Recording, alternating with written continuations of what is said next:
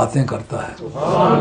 तो चूँकि हम आले सुन्नत वल जमात में से हैं, इसलिए नबी पाक अलैहिस्सलाम की औलाद की, आल की, सहाबा की मदो सना हमारा ईमान है।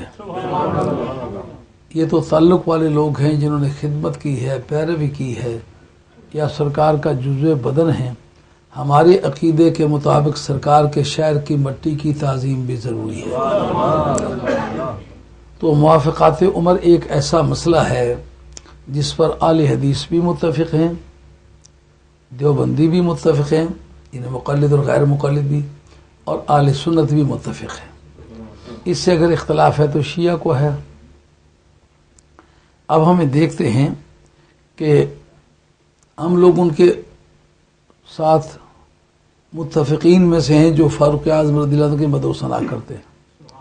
हम उनके मुत्तफ़िक़ीन नहीं कहलाते, इसलिए हम ज़्यादा हमारे साथ वो इत्तेफाक करते होंगे, हम किसी के साथ इत्तेफाक नहीं करते। हमारा इंडिपेंडेंट मज़हब है, हम मुसलमानों की अक्सरियत हैं, इसलिए कोई हमारे साथ लगता है तो वो साथ लगता है, हम किसी के साथ नहीं लगते, हम असल हैं दीन के अंदर। तो जिस वक्त ये पता चल गया कि मुसलमानों की 3 जमातें जो जमहूरी हैसियत है वो अहले सुन्नत की है, वो इसके मुद्दई हैं, इसके साथ देवबंदी भी उनके साथ मुत्तफ़िक़ हैं, गैर मुक़ल्लिद जिनको वहाबी कहते हो वो भी इससे मुत्तफ़िक़ हैं।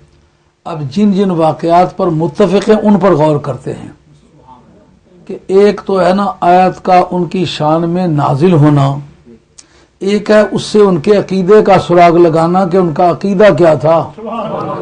जिस वक्त आयत उनकी हमायत में आई है उस वक्त हज़रत फ़ारूक़ आज़म का नुक्ता निगाह क्या था, उसको अगर आप एवेल्यूएट करें तो उसकी कीमत क्या बनती है, उससे तुम्हारे अकीदे की तायीद होती है या हमारे अकीदे की तायीद होती है।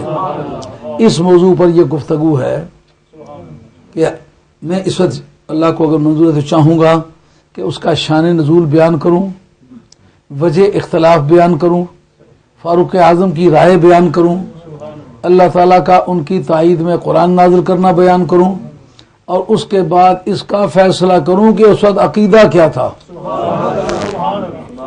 उस वक्त जिस अकीदे पर इख्तलाफ हुआ वो अकीदा तुम्हारा था या हमारा था। फ़ारूक़ आज़म की मदो सना की हद तक तो साथ चलते हो, जो हज़रत फ़ारूक़ आज़म का अकीदा उस आयत के नाजिल होने की बुनियाद बना, उसको क्यों नज़रअंदाज करते हो। फिर पता चलेगा अकीदे में सच्चा कौन है। समझो, बहुत सादा तरीके से बात करने का मंशा यह है कि कोई बच्चा भी ये न कहे मुझे बात समझ नहीं आई, क्योंकि अपनी एजुकेशन को डिस्प्ले करना ये मकसद की चीज़ नहीं है। ये जाहिर करना कि मैं बहुत पढ़ा हुआ हूँ, ये मकसद की चीज़ नहीं है। मकसद की चीज़ अल्लाह का राजी नामा है, और वो इसमें है कि अकीदा सही रखा जाए, अमाल सही किए जाए, और उसका दारो मदार क्या है, सेहत फ़हम पर। बात सही समझ आ गई तो आदमी अकीदा भी सही रख सकता है, अमल भी सही रख सकता है। जिसकी समझ में जितना फ़र्क रह गया उतना अकीदे में फ़र्क रह जाएगा, जितना अकीदे में फ़र्क रह जाएगा उतना अमल में फ़र्क रह जाएगा, जितना अमल में फ़र्क रह जाएगा उतना नतीजे में फ़र्क रह जाएगा। इसलिए बात को बहुत सादा लफ्ज़ों में बयान करने का मंशा ये होगा कि आपके हर फर्द को मैं अच्छी तरह समझा सकूँ। ये छोटे छोटे बच्चे भी आपके साथ आए ना, ये हमारी मिल्लत की मता हैं, इनकी समझ में भी बात आनी चाहिए। पहली आयत जो मैंने पढ़ी है सूरह बकरा की आयत नंबर 125 है। मिस्र की जो आयतों की नंबरिंग है उसमें कोई थोड़ा बहुत फ़र्क लगता है, लेकिन आयत तो नहीं बदली जा सकती ना। इसमें कहा क्या है परवरदिगार आलम ने, व इज़ जअलनल बैत मसाबतल लिन्नास व अमना वत्तखिज़ू मिन मकाम इब्राहीम मुसल्ला। ऐ प्यारे वो वक्त याद करें जिस वक्त के हमने बैतुल्लाह शरीफ को लोगों की जाए रजू बना दिया, इन वापस लौट लौट के यहीं आए। एक आदमी हज करके जाए, जाते वक्त तमन्ना लेके जाए या दिल चाहता है वापस आऊं, जी भरता नहीं है। और फिर जो जो कुर्ब हासिल होता जाता है तो फिर تمنا بڑھتی ہی چلی جاتی ہے، اس میں اس طرح کا فرق نہیں آتا کہ چلو اب جی بھر گیا، اب اس کے بعد نہیں آئیں گے۔ جائے رجوع کا مطلب یہ ہے بار بار لوٹ کے آنا، اور امن کی جگہ بنا دیا، یعنی قرآن مجید نے کہا وَآمَنَهُم من خوف اطعمهم من جوع وآمنهم من خوف، چاروں طرف عربوں کا پیشہ تھا طاقت و تاراج، لوٹ گسوٹ، راہیوں کو لوٹ لینا اور بے کسوں کو مار ڈالنا۔ یہ جو مشہور ہے مکے کے بعد بدو، ان بدوؤں کا وجود آج بھی موجود ہے۔ سرکار نے فرمایا تھا کہ ایسے لوگوں کی حکومتیں آئیں گی کہ جو اونٹوں کے چروائے ہوں گے، نظام حکومت ان کے ہاتھ میں ہوگا، جو اونٹ چلانا جانیں گے، اس کے سوا ان کی صلاحیتیں کچھ نہیں ہوگی۔ وہ وقت ہم دیکھ رہے ہیں۔ تو چاروں طرف جب مار پٹائی، لوٹ گسوٹ، طاقت و تاراج، لوگوں کے راستوں کو غیر پرامن کر دینا، جاتی ہوئی بیوگان کو لوٹ لینا، حاملہ بچیوں کو لوٹ لینا، ان کو تباہ و برباد کر دینا، یہ چاروں طرف ہو رہا ہو، اس جگہ امن مہیا کر دینا کہ کسی کی یہ توفیق ہی نہ ہو ہاتھ اٹھائے۔ شیر بکری کے پیچھے آ رہا ہے، حرم میں داخل ہوگا، بکری کا پیچھا نہیں کرے گا۔ بھیڑیا بھیڑ کے پیچھے آ رہا ہے، حرم میں بھیڑ داخل ہوگی، بھیڑیا ہاتھ نہیں اٹھائے گا۔ نظام پروردگار کا اللہ کریم فرماتے ہیں وہ وقت یاد کرو جس وقت ہم نے بیت اللہ شریف کو امن کی جگہ بنا دیا اور لوگوں کے دل ادھر مائل کر دیے۔ فَإِذْ جَعَلْنَا الْبَيْتَ مَثَابَةً لِلنَّاسِ وَأَمْنًا، یہ آیت نمبر 125 سورہ بقرہ کی کہتی ہے کہ ہم نے اس کو لوگوں کے اکٹھا ہونے کی جگہ، جہاں اتنے لوگ اکٹھے وہاں بیماریاں کتنی اکٹھی ہوتی ہیں۔ ایک مکان میں بیٹھے ہو، دروازے بند کر دو تو 10 منٹ کے بعد جناب آدمی کو دم گھٹنے لگتا ہے۔